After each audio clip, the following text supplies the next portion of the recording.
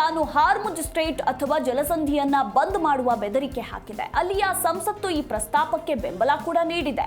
ಅಲ್ಲಿಯ ಸರ್ವೋಚ್ಚ ರಾಷ್ಟ್ರೀಯ ಭದ್ರತಾ ಮಂಡಳಿ ಅಂತಿಮ ನಿರ್ಧಾರ ತೆಗೆದುಕೊಳ್ಳುತ್ತದೆ. ಇನ್ನು ಹಾರ್ಮುಜ್ ಸ್ಟ್ರೇಟ್ ಅನ್ನ ಬಂದ್ ಮಾಡುವ ಇರಾನ್ ಬೆದರಿಕೆಯಿಂದ ಜಾಗತಿಕವಾಗಿ ಆತಂಕ ವ್ಯಕ್ತವಾಗ್ತಿದೆ.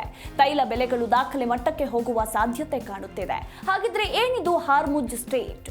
ಇದು ವಿಶ್ವದ ಪ್ರಮುಖ ಜಲಮಾರ್ಗದ ಮಧ್ಯೆ ಸಿಗುವ ಒಂದು ಜಲಸಂಧಿ. ಪರ್ಷಿಯನ್ ಗಲ್ಫ್ ಮತ್ತು ಓಮನ್ ಗಲ್ಫ್ ಮಧ್ಯೆ ಇದು ಇದೆ.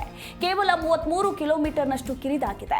Saudi Arabia, UAE, Iraq, Kuwait ಮೊದಲಾದ ಪ್ರಮುಖ ಗಲ್ಫ್ ರಾಷ್ಟ್ರಗಳಿಂದ ತೈಲವನ್ನ ಈ ಮಾರ್ಗದಲ್ಲೇ ರಫ್ತು ಮಾಡಲಾಗುತ್ತದೆ.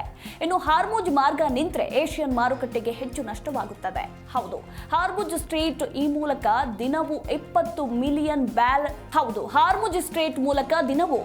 ಮಿಲಿಯನ್ ಬ್ಯಾರೆಲ್ ತೈಲ ಹಾದು ಹೋಗುತ್ತದೆ. ವಿಶ್ವದ 20% ತೈಲ ಸರಬರಾಜು ಇಲ್ಲೇ ಆಗೋದು.